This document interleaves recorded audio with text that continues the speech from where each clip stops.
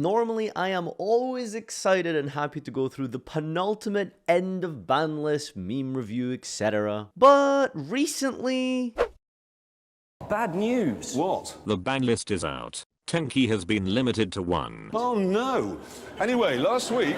Recent ban lists have been nothing short of disappointing. The problem cards have generally not been addressed, the mark is missed, and there is little to no fun or crazy wild cards from somewhere in the ban section making a return. A fun and enjoyable ban list isn't just about addressing problem cards, but it is also about maintaining a high community morale. Hopefully in this video I'll explain a little bit about why I think this list really missed the mark and hopefully give you some constructive and concise feedback. The first card I want to talk about is Imperial Order. We have seen this card on plenty of streams. Official Konami invitationals alike have shown that this is undeservedly and totally controlling and winning games off of its simple existence on the field. Everyone, from competitive to casual alike, has called for this to be banned, and the fact that it hasn't been is simply not okay and is indicative of not really addressing and showing an understanding of player feedback. I don't need to badger on and on about Imperial Order, but it's a pretty clear problem card that has been in the game for far too long now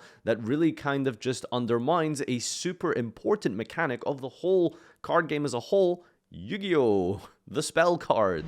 The mark was missed with Tri-Brigade, and I don't know if it's more of a case of Konami feels like the deck hasn't had that much of an impact, or they would rather wait until YCS Pasadena, which was briefly shown on the Convention Center website before being eventually hidden. But one thing is clear from the community as a whole, countless content creators and pro players alike were in a pretty strong, almost unanimous agreement that Revolt to 1 is a fair and reasonable hit to the deck that leaves Tri-Brigade more than competitive enough and strong, but toning down its ability to just simply ignore hand traps. Tenki to 1 unfortunately doesn't really do too much of anything. Oh no, I only have 4 Fractal instead of 6. How am I ever going to Fractal send Kit, send Nerval, get Karas, pitch, special summon, banish 2, special summon, normal summon, banish 2, special summon, make Apolloza, link for set Revolt?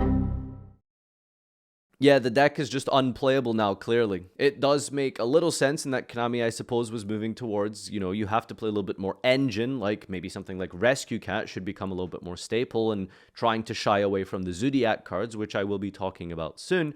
But at the same time, the Tri-Brigade deck as a whole directly has not really been addressed. Ava to 1 is almost kind of laughable. It sort of makes sense in that you don't get the double search over 2 turns, but plenty of players recently have all been opting to run actually with just a singular copy in the first place. Right now, this hit is so bad it almost makes as much sense as limiting Guard Dragon LP rather than outright banning it. My final problem with the recent ban lists over the course of this last year or two has that they have been fairly quite unimaginative and unexciting. Previously, ban lists used to be a time where players would eagerly await some crazy slaughtering of the format or a revitalization of some kind of crazy old deck coming back into the fray.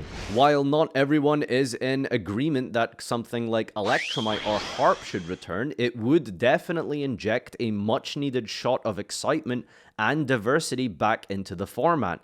Even without approaching the heights and power levels of these 2 cards, there really is no reason why a card like, for example, Infernity Archfiend remains at 1, or why Yada Garasu and Time Seal are still banned.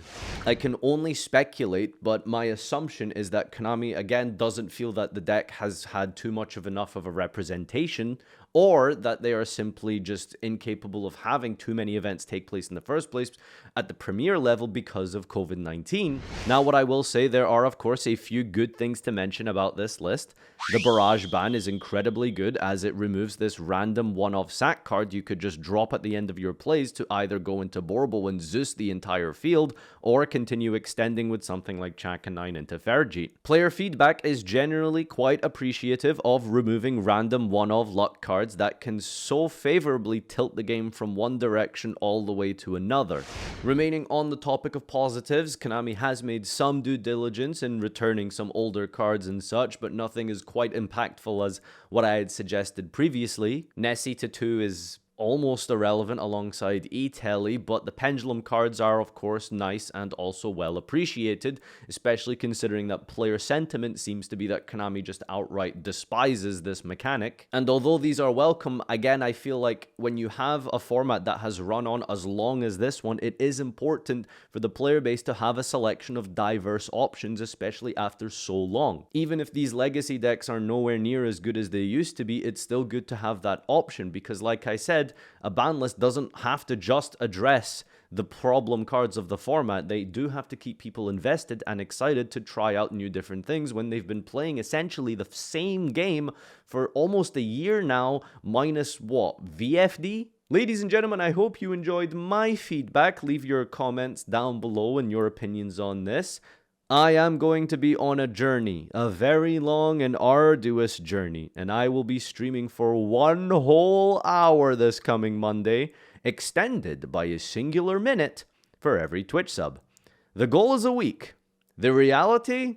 It could be live until the next ban list, or the next COVID variant, whichever shows up first. Comment, like, and subscribe, and until next time, adios!